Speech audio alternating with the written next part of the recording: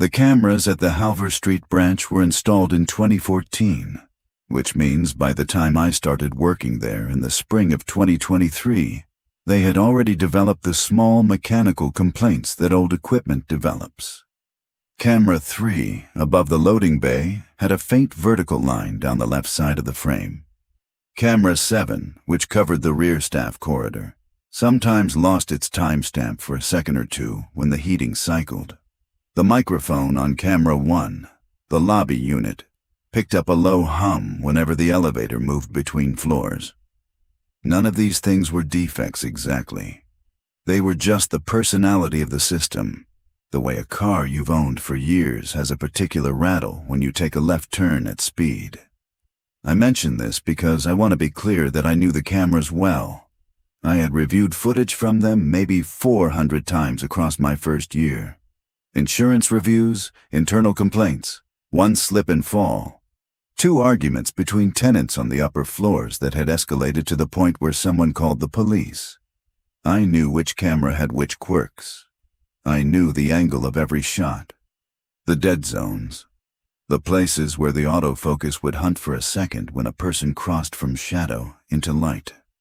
I had spent enough hours watching that building from every angle that I could have drawn the floor plan from memory. The building itself was nothing special. A 6-story mixed-use property near the eastern edge of the city, ground floor commercial, 5 floors of small offices above. A dental practice on 2. A title insurance office on 3.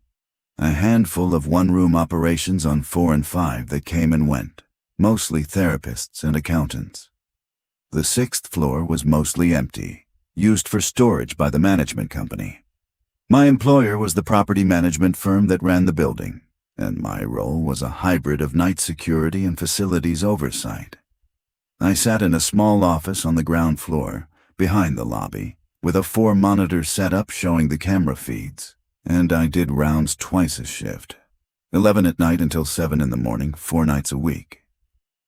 It was a quiet job. That was the appeal. I had taken it after leaving a logistics position that had been slowly grinding me down, and I wanted something where I could read or study without anyone breathing on the back of my neck. The building emptied out by 8 in the evening on most weekdays. By midnight, there was nobody in the structure except me. The HVAC ran on a timer. The elevators sat idle. I would do my first round at 1, my second at 4, and otherwise I would sit at the desk and watch the feeds out of the corner of my eye while I worked through whatever I was reading. The first time I noticed something was wrong was on a Wednesday in late October. I came in for my shift, and the dayman, Devin, mentioned that the recording system had hiccuped earlier in the afternoon. He said the live feeds had frozen for about 90 seconds across all 16 cameras, and then resumed. The DVR had logged it as a network event. He had restarted the recorder and everything looked fine. He told me this the way you tell someone that the coffee machine is acting up. He didn't think it was important, and neither did I. I worked my shift. Nothing happened. I did my rounds. I went home. The next morning I got a call from the property manager, a woman named Yelena, who I rarely spoke to because she worked daytime hours and I worked nights. She wanted me to pull footage from the previous evening between 7 and 8, because a tenant on the 3rd floor had reported that someone had been standing outside her office door when she left for the night. The tenant hadn't recognized the person. She had been spooked enough to take the stairs down instead of the elevator. This is the kind of request I got maybe once a month. People imagine that office buildings are full of incidents, but they aren't. Most of the time, the cameras record nothing but empty hallways and the occasional cleaner. I told Yelena I would pull the footage and email her the relevant clips by noon. I logged into the system from home, which I was authorized to do, and I scrubbed through the 3rd floor hallway feed for the window she had specified. The tenant, a woman named Marisol, who ran a small bookkeeping practice, came out of her office at 7:42 p.m. She paused at her door, looked down the hall, and then walked quickly toward the stairwell. She did not appear to interact with anyone. There was no other person visible in the hallway in the minutes before she emerged or in the minutes after she left. I pulled the elevator camera and the stairwell camera for the same window. Nothing. No one had been on the third floor besides Marisol for at least 40 minutes before she left. I pulled the lobby camera. Marisol exited the building at 7:45 and walked to the parking lot. I sent Yelena the clips with a note saying I couldn't see anyone matching the tenant's description, but that the tenant was welcome to come in and review the footage herself if she wanted. This was standard. People sometimes saw shadows or thought they saw movement and wanted to be reassured. It was while I was preparing to log out that I noticed the entry on the lobby feed that didn't make sense. The DVR software has a search function that lets you filter by motion event. You can set it to highlight every clip where the system detected movement above a certain threshold.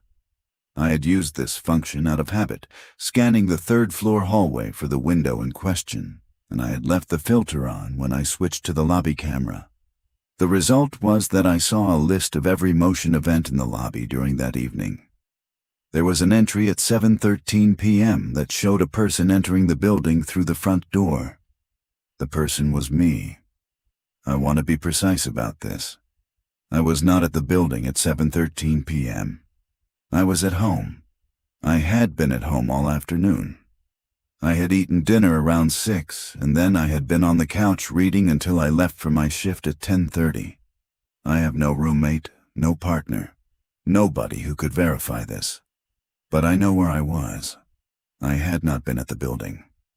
Also, my shift did not start until 11. There was no reason for me to be there at 7:13 p.m. The day man, Devin, would have been on duty. Devin would have been at the front desk. He would have seen me come in. He would have asked why I was there. I clicked on the entry and the clip played. The lobby camera shows the front door from above and behind. When a person enters, you see the back of their head and shoulders first. The person who entered the building at 7:13 p.m. was wearing the dark gray jacket I wore to work most nights, the one with the small tear in the left cuff that I kept meaning to repair. They were wearing the black canvas backpack I carried my lunch and a book in. Their hair was the right length and color. Their height looked correct. They walked the way I walk, which is to say, slightly favoring the right leg because of an old injury from playing soccer in high school. They walked into the lobby, past the front desk where Devin was sitting, and Devin looked up and nodded at them. They nodded back. They went around the desk, into the small office behind it where I worked, and they did not appear in the lobby camera again for the rest of the clip. I watched it 3 times. Each time I tried to see something that would tell me it wasn't me. The angle was unfortunate. You couldn't see the face, but everything else was right. The clothes, the bag, the gait, the height, the hair. And Devin had nodded at them like he knew them. Devin would not have nodded at a stranger walking past him into the back office. He would have stopped them. I called Devin. I asked him, as casually as I could, if I had stopped by the building yesterday afternoon. There was a pause on the line. He said, "Sure, you came in around 7. You said you'd left your charger in the desk drawer. You grabbed it and left." He said it like it was a totally normal thing, the kind of thing he wouldn't have remembered if I hadn't asked about it. He said he hadn't even mentioned it to me when I came in from my shift because it wasn't worth mentioning. I asked him how long I had been there. He said, "I don't know, maybe 10 minutes. You went into the back, you came out, you said thanks, you left. Why?" I told him it was nothing. I was just trying to remember something else, and I was trying to figure out the timeline of my afternoon. He laughed and said something about getting old. We hung up. I sat at my desk in my apartment and I looked at the screen. I had been at home at 7:13 p.m. the previous day. I had not gone to the building. I had not left a charger anywhere. My charger was in the kitchen, plugged in where I always left it. I checked. It was there. I went back to the footage. I pulled up the back office camera, the one that covered the inside of my own workspace. I scrubbed to 7:13. The clip showed me, or the person who looked like me, Entering the back office, they walked to my desk. They opened the second drawer. They looked inside it for a moment. They closed it. They walked out. They did not take anything. They were not looking for a charger because they did not pick anything up. They just opened the drawer, looked inside, and closed it. The drawer they opened was the one where I kept the keys to the building. I should explain the keys. The Halver Street property had a master key system. There was a master key that opened every interior door in the building, including the storage rooms on the 6th floor and the mechanical rooms in the basement. There was a backup master key in case the primary was lost. The primary lived on a clip on my belt during my shift and went into the second desk drawer when I left in the morning. The backup lived in a small, locked box in the manager's office on the ground floor, and only Yelena had the code to that box. I went to the building. It was around 11 in the morning when I got there. Devin was at the desk, and he looked surprised to see me because I usually slept until afternoon on my off days. I told him I had forgotten something, and I went into the back office and I opened the second drawer. The primary master key was there. It looked the way it always looked. I picked it up. I turned it over. I checked the small notch on the bow that I had made with a file when I first got it, just so I could tell it apart from the other master keys at our other properties. The notch was there. It looked like my key. I put it back in the drawer. I left. On the way home, I thought about whether I should tell Yelena. There were a few reasons not to. The person on the camera looked like me. Devin had identified them as me. If I went to Yelena and said somebody who looked like me had been in the building and possibly examined or copied my master key, the conversation would not go well. She would ask why I thought it wasn't me. I would have to say I just knew. I was at home. I had not gone in. I would not be able to prove it. The footage would, in fact, prove the opposite. I did not call Yelena. Instead, I went home and I started reviewing the rest of the previous day's footage, and the day before that, and the day before that. This is what I want to describe carefully, because it took me 3 nights to get through it, and the experience changed me in ways I am still trying to map. I am not someone who has ever been particularly anxious. I sleep well. I do not have a history of paranoid thinking. I do not have a family history of mental illness on either side that I'm aware of.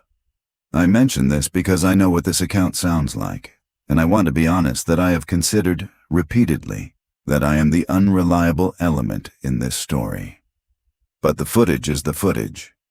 I went back through every camera, every shift, for the prior 2 weeks. I worked at it in the early morning hours when I should have been sleeping, sitting in front of my laptop with the curtains drawn and a cup of cold coffee at my elbow. I found the second instance on the Friday before the Wednesday I am describing. The lobby camera at 6:48 p.m. I was at home that evening too. I remember because I had video called my sister, who lives out of state, and we had talked for an hour and a half. I have the call log on my phone. The call started at 6:30 and ended at 8:01. At 6:48 on the lobby camera, I walked into the building. Same jacket, same backpack, same gait. Devin was not at the desk. He had stepped away briefly, which I could verify by scrubbing back to see him leave the desk at 6:45 to go to the restroom. The person who looked like me walked through the lobby, around the desk, and into the back office. The back office camera caught them sitting down at my chair. They sat there for almost 6 minutes. They did not touch the computer. They did not open any drawers. They sat in my chair, facing the door, with their hands resting on the arms of the chair, and they did not move except to breathe. The camera in the back office is mounted high on the wall opposite the desk, and the angle is such that it captures the desk and chair from the front. But the face is partially obscured by the overhead light fixture, which casts a shadow across the upper half of any seated person's face. You can see the mouth and chin clearly. You cannot see the eyes. The mouth was mine. I do not know how to say that more clearly. I have looked at my own mouth in the mirror enough times to know what it looks like. And the mouth on the figure in my chair was mine, including the small asymmetry on the lower lip that I have had since I was a teenager. After 6 minutes, the figure stood up and left. They walked through the lobby. Devin was back at the desk by then. He glanced up. He waved. The figure waved back. The figure left through the front door. I tried to think of an explanation. I tried to think of any explanation. The closest thing I could come up with was that someone was impersonating me, deliberately, and that they had access to my clothes or had reproduced them. This explanation requires that the impersonator know my schedule, know my mannerisms well enough to fool Devin from a distance, and have a reason to enter the building while pretending to be me. It requires that they have been doing this for at least 2 weeks, possibly longer, and that they have been doing it without taking anything or, as far as I could tell, harming anything. It is not a satisfying explanation, but it was the only one I could think of that did not require me to abandon my understanding of how the world works. I held on to it. The third instance was the previous Monday, 7:22 p.m., same setup. The figure entered, went to the back office, this time opened the small filing cabinet next to my desk, removed a folder, looked through it for about 3 minutes, returned the folder, and left. The folder contained the rotation schedule for the upcoming month, the contact information for the other security personnel at the firm's other properties, and a printed list of tenant emergency contacts. The fourth instance was 12 days earlier, 6:55 p.m. The figure entered, walked directly to the elevator, took it to the 6th floor. I scrubbed to the 6th floor camera. The figure exited the elevator and walked down the hallway to the storage area. They used a key to open the door. They entered. The 6th floor storage area does not have an interior camera. It is just a series of locked rooms used by the management company. I scrubbed forward. The figure emerged 38 minutes later. They locked the door behind them. They took the elevator down. They left. The fifth instance was 3 weeks before that. The pattern was the same. Always between 6:30 and 7:30 in the evening. Always when I was demonstrably elsewhere. Always when Devin was either at the desk or briefly absent. Always wearing my clothes and my bag. I went back further. The DVR system retains footage for 90 days before it overwrites. I watched everything. I found 9 instances over the course of the 90 days, spaced unevenly. Some weeks had 2, some weeks had none. The earliest instance, 84 days back, was different from the others. The figure entered the lobby at 7:01 p.m. Devin was at the desk. The figure walked up to the desk and stopped. They spoke to Devin. The audio on the lobby camera is poor, and I could not make out what was said, but the conversation lasted about 40 seconds. Devin nodded several times. The figure then walked around the desk and into the back office. They sat down at my chair. They sat there for over an hour. At 8:14 they stood up, walked out, said something else to Devin, and left. I called Devin again. I tried to make it sound natural. I asked him how long he had known me, what his first impression of me had been when I started at the building. He laughed and said he didn't remember much about my first day, just that I had seemed quiet and competent. Then he said something that made my skin go cold. He said, "You came in a few times before you actually started, didn't you? Like you came in to meet Yelena, and then you came in another time just to look around. That was good of you. Most of the new people don't bother." I had not done that. I had interviewed with Yelena once, at the corporate office, not at the Halver Street building. I had never visited the property before my first shift. I had not come in to look around. I had walked into Halver Street for the first time at 10:45 p.m. on April 3rd, 2023, 15 minutes before my first shift began, and Devin had handed off the desk to me and gone home. But Devin remembered me coming in before. He remembered me sitting in the back office. He remembered conversations we had not had. I asked him, carefully, what we had talked about during those visits. He said he didn't remember specifically.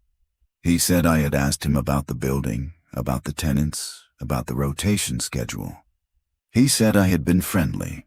He said he had been glad to have someone competent coming on for nights, because the previous night man had been unreliable.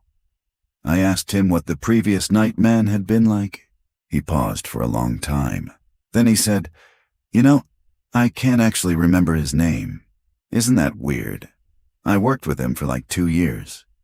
I told Devin I had to go and I hung up. I sat in my apartment with the laptop open and I thought about what I was going to do. I considered going to the police. I rehearsed what I would say. I would say that someone had been entering my workplace impersonating me and that I had video evidence. They would ask me how I knew it wasn't me. I would say I had been at home during the times in question. They would ask if anyone could verify this. I would say no, mostly, except the one phone call with my sister. They would watch the footage. They would see what Devin saw. They would see me walking into the building. I considered going to Yelena. The same problem.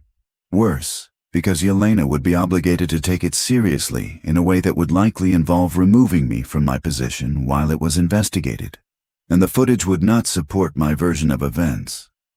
I considered going back to the building and confronting whoever it was, but the pattern showed that the figure only came at specific times, and there was no instance in the prior 90 days where the figure had been in the building during my shift. They came when I was not there. They left before I arrived. The handoff between Devin and me was clean every night. The figure was scrupulous about not overlapping with me. I decided to do something else. I decided to set up my own observation. I went to a consumer electronics store the next morning and bought a small wireless camera, the kind people use to monitor pets when they are at work. It was about the size of a deck of cards, with a magnetic base, and it transmitted to an app on my phone. I went to the building during the day, while Devin was at the desk, and I told him I needed to retrieve some personal items from the back office. He waved me through. I placed the camera on the top of the bookshelf in the back office, behind a stack of old binders, angled down toward the desk in the doorway.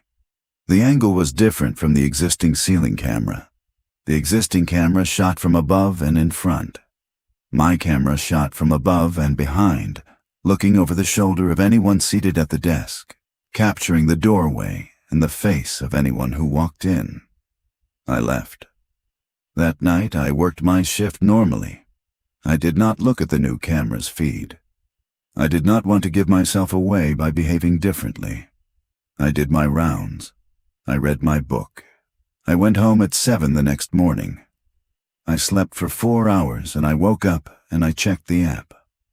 The camera had captured motion at 6:51 p.m. the previous evening, which was about 3 hours before I arrived for my shift, and about 4 hours after Devin started his shift in the morning. The clip was 8 minutes long. I sat on the edge of my bed and I watched it. At 6:51, the door of the back office opened and a man walked in. From this angle, I saw his face. He was me.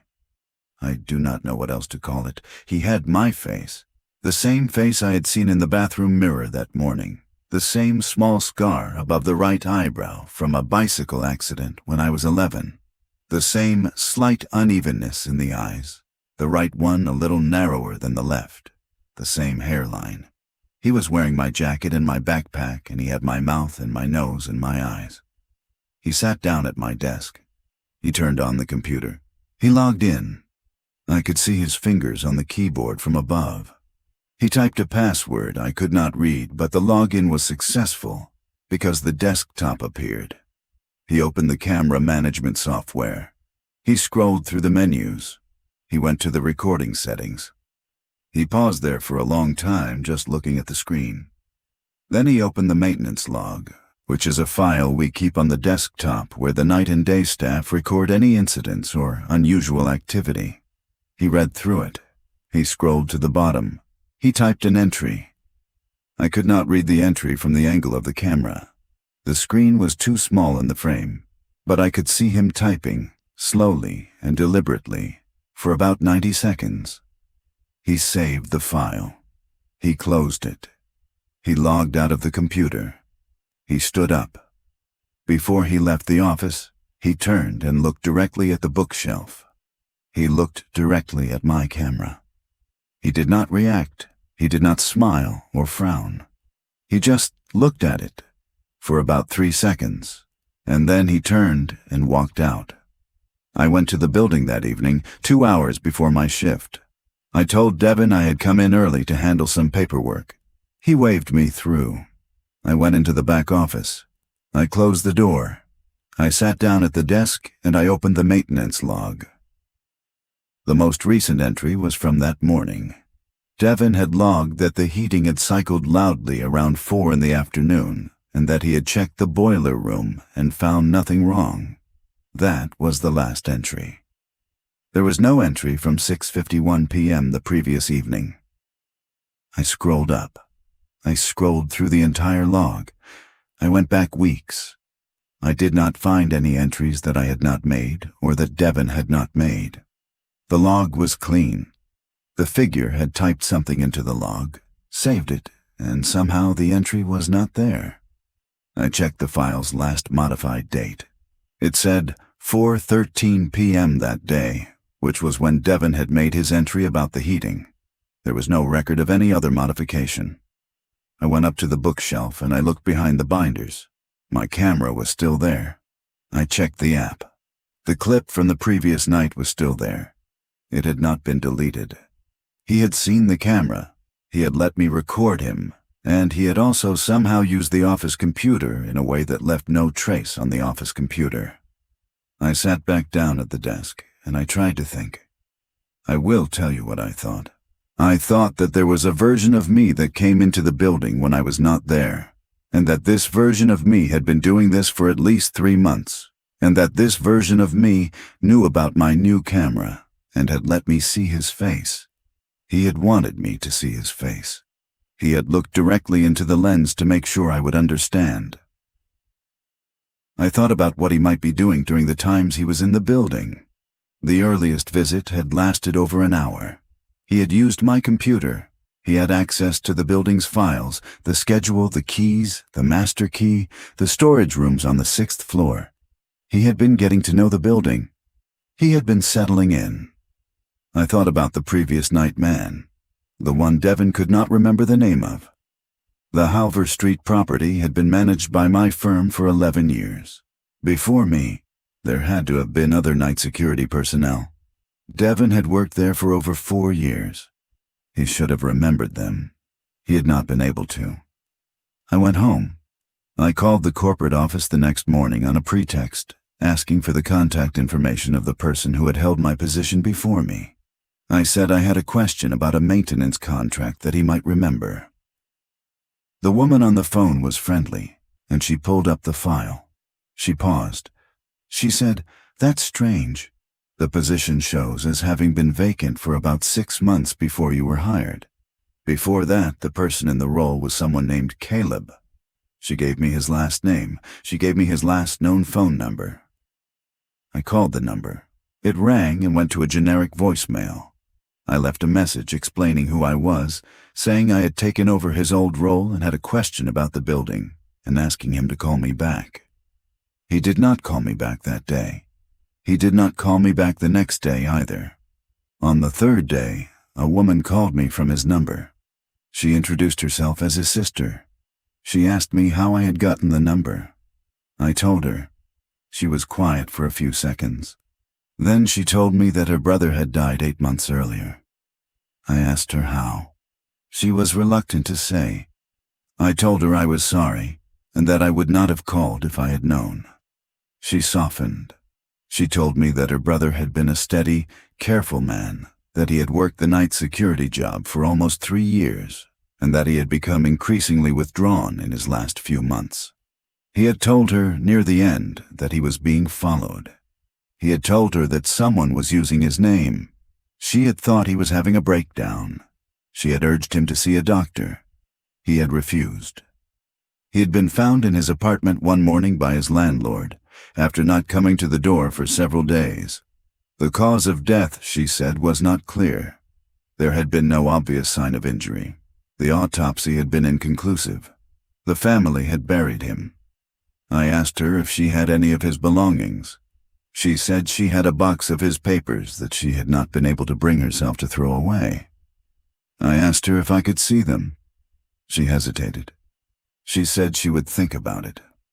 I gave her my number. She called me the next morning and told me to come to her house, which was about an hour outside the city. I drove there. She was a woman in her late 40s, tired-looking, with the kind of carefulness in her movements that comes from grief that has not been allowed to run its course. She let me into her kitchen and she put a cardboard box on the table and she went into another room and closed the door, leaving me to look through it alone. The box contained mostly bills and tax records.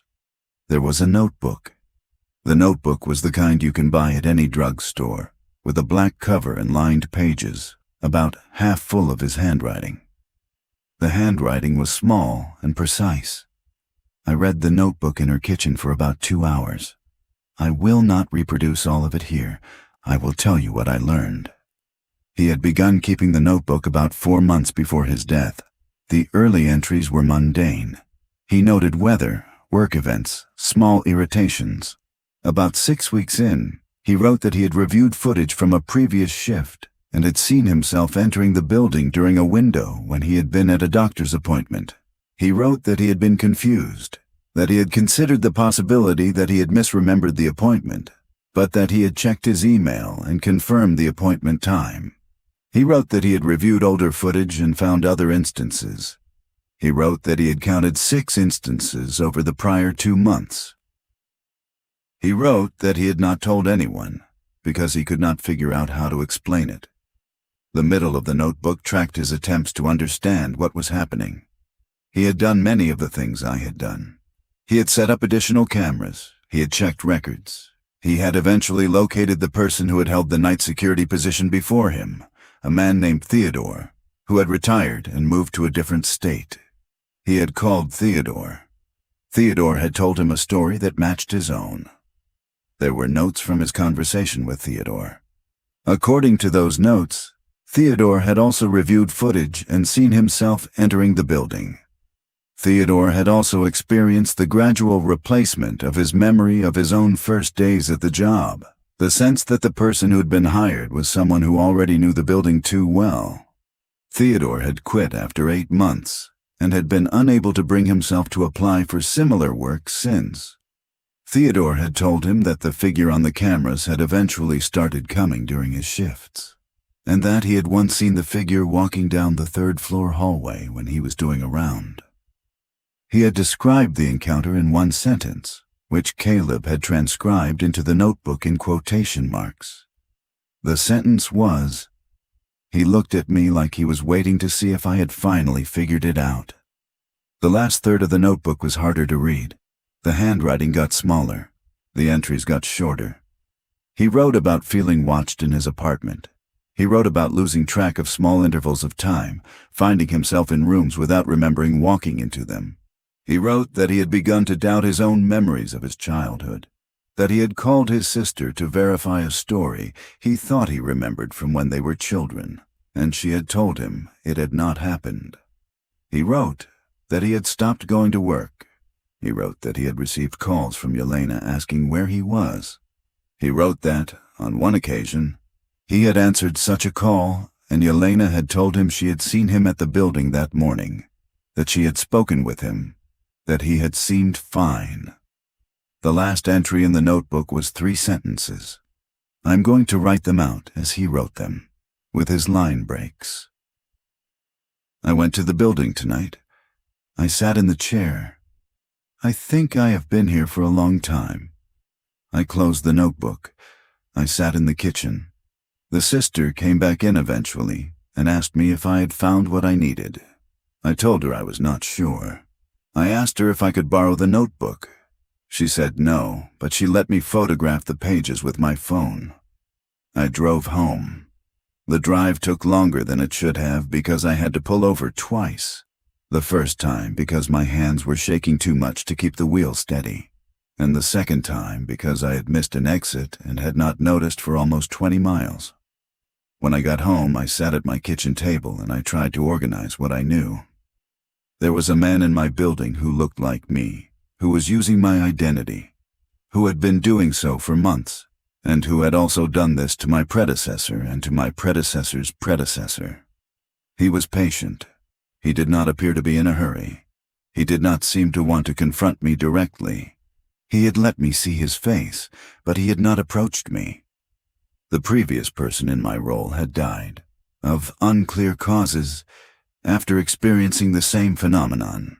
The person before him had quit and disappeared from the industry. The pattern was old. It had a shape. It had been operating in this building for at least 9 years that I could verify, and probably longer. I needed to decide what to do. I want to say that I made a clear-headed decision. I did not. I made a decision that felt, at the time, like the only way I could continue to function. I decided that I would go to my shift that night, and I would behave normally, and I would not let on that I knew anything. I would do this for one shift. I would observe. I would think. This is what I did. I arrived at the building at 10:45 p.m. Devin was at the desk. He looked up at me and smiled. He said, "Hey, long day?" I said, "Yes." He said, "You look tired." I said I had not slept well. He stood up and gathered his jacket and his lunch bag. He walked past me toward the door. As he passed me, he stopped. He turned to me. He said, "Oh, I almost forgot. You came by earlier this evening. Did you find what you were looking for?" I said, "I'm sorry." He said, "Around 7, you came in, you went in the back, you said you were looking for the maintenance log printout. Did you find it?" I felt my face do something. I am not sure what. I tried to recover. I said, "Yeah, I found it." He said, "Good. Have a good shift." He left. I stood in the lobby for a long time. I do not know how long. I eventually walked into the back office. I sat down at my chair. I looked around. Everything was in its place. Nothing had been moved. I opened the second drawer of the desk. The master key was there. I picked it up. I checked the notch. The notch was there. It looked like my key. I held it up to the desk lamp and I looked at it more carefully than I had before. The notch I had filed into my key was on the right side of the bow. A small triangular cut about 2 millimeters deep. The key in my hand had a notch on the right side of the bow. It was a small triangular cut. It was about 2 millimeters deep. But it was on the wrong side. I had filed mine on the right side as I held the key with the teeth pointing down and the bow up. I had been right-handed about it. The notch in the key in my hand was on the right side as you held the key with the teeth pointing up. It was a mirror image of mine.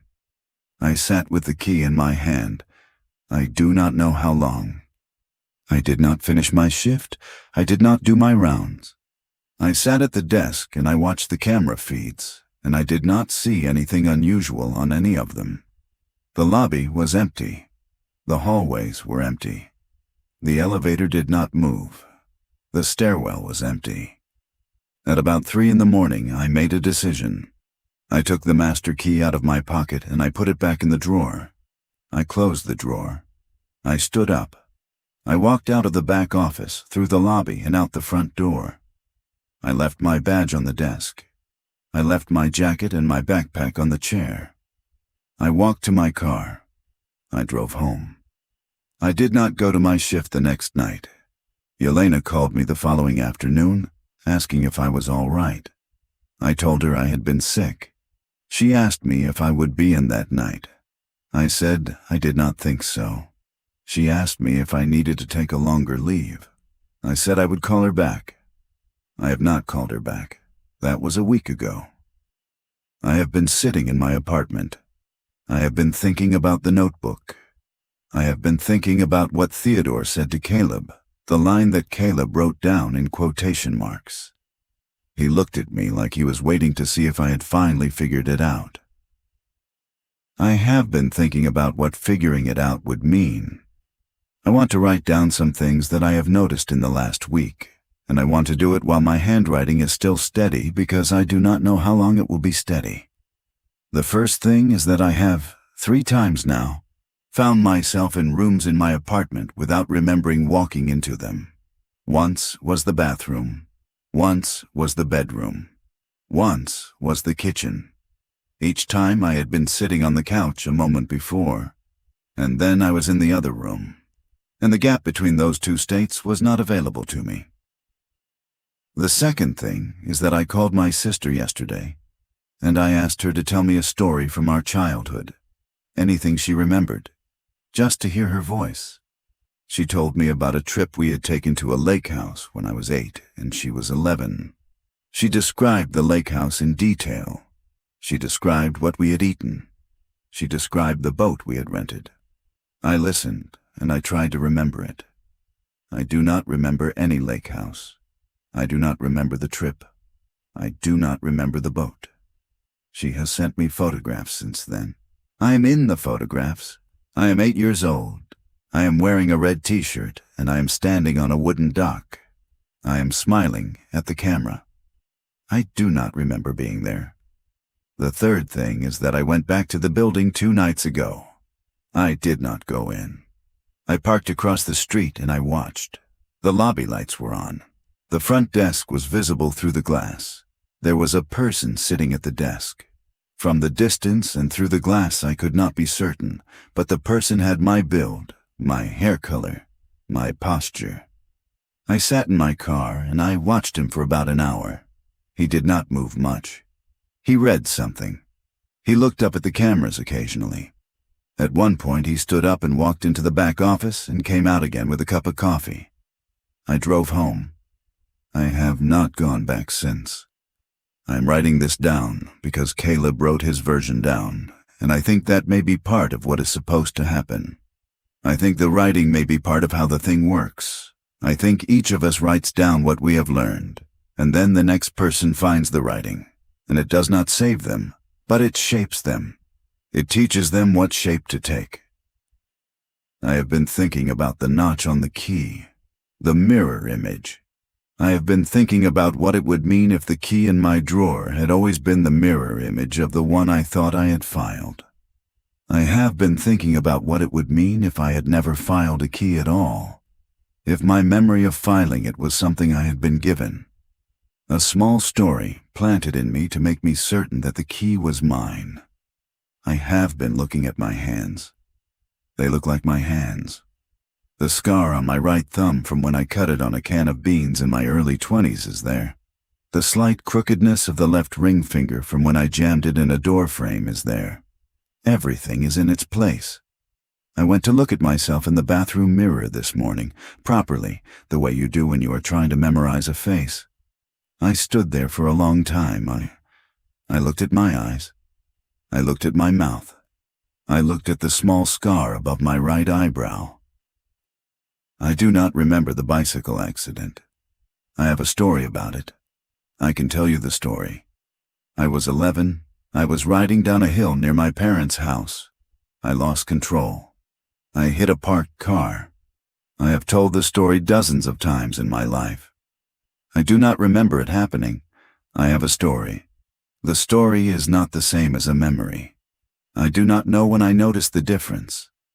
I have been trying to think about what to do. I have considered leaving the city. I have considered changing my name. I have considered going to a hospital and asking to be evaluated for some kind of dissociative disorder, because that explanation is still available to me, technically, and it would be a relief to take it. But there is the footage. There is the notebook. There is Theodore, who I have not been able to find but who Caleb spoke to. There is the sister of Caleb, who let me into her kitchen and who watched me read her brother's last words. There is Devin, who has memories of me that I do not have. There is the figure in the building, who is still going to the building, who I watch through my windshield, who is sitting in my chair right now, probably, while I write this.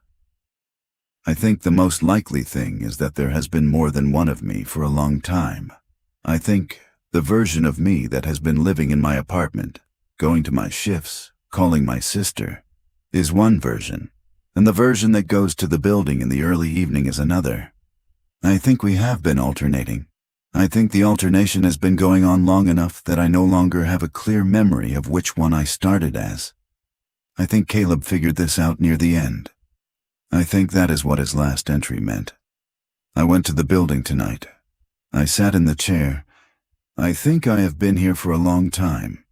I think he meant that he had become unsure which of him was the one writing the notebook, and that the uncertainty had resolved, finally, into the realization that the question did not have an answer because the difference between the two of them had eroded. They had become the same thing. I think that is what is supposed to happen to me. I have been trying to fight it by writing this down. I have been trying to keep my version distinct, to record what I know and what I remember, to make a record that is mine and that cannot be smoothed over. But I notice, as I write, that my hands are steady. I notice that I am not afraid the way I should be. I notice that I am thinking about the building in a way that feels almost fond, the way you think about a place you have spent a long time in, the way you think about somewhere you have come home to many times. I notice that when I try to remember the drive home from Caleb's sister's house, the drive where I had to pull over twice because my hands were shaking, I cannot quite picture the road. I have a story about it. The story includes an exit I missed. I do not remember the exit.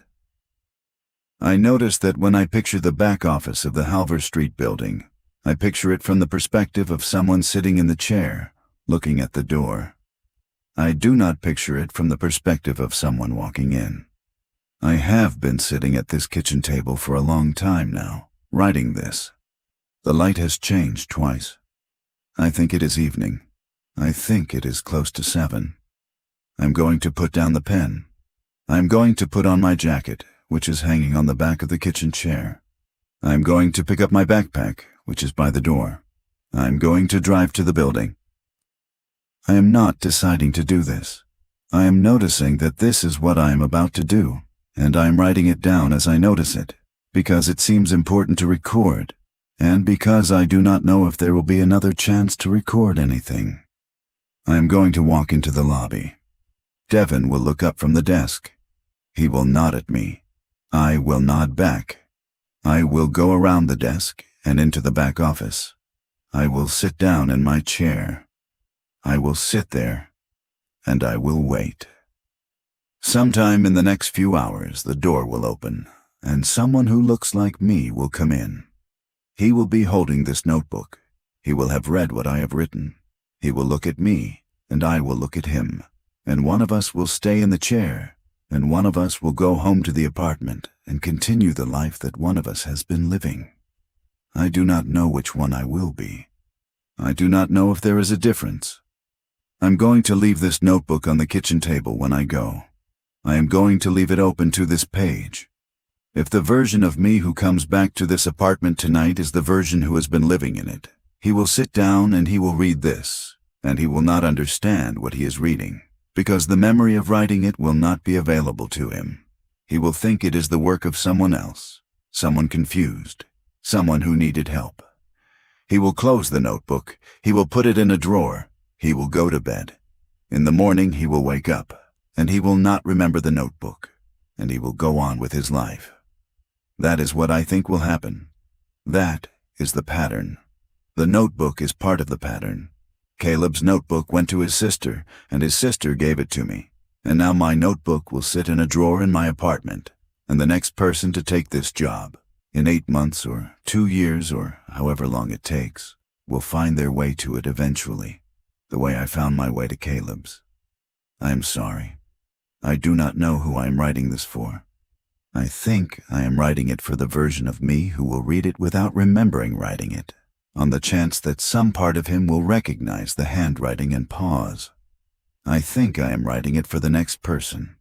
I think I am writing it for myself. The self that is sitting here now. The one I have been for the last few hours. The one who still believes there is a meaningful difference between the chair in the back office and this kitchen chair. I'm going to put on the jacket now. The one with the small tear in the left cuff that I keep meaning to repair. I never repaired it. I have been telling myself for a year that I would repair it. The tear has not gotten worse and it has not gotten better. It has been there exactly as it is for as long as I have owned the jacket, which is as long as I can remember. I do not remember buying the jacket. The keys are on the hook by the door. The backpack is on the floor. The light outside the kitchen window is the color it gets just before the streetlights come on. I am going to go now. If you are reading this and you do not remember writing it, I want you to know that you did write it. The handwriting is yours. The kitchen is yours. The jacket is yours. The chair is yours too. That is the part that is hard. The chair has been yours for longer than you know, and the person who walks into the office tonight to relieve you is also yours. And there is no version of this where you get to keep only one of them. I'm sorry. I have to go. He is waiting.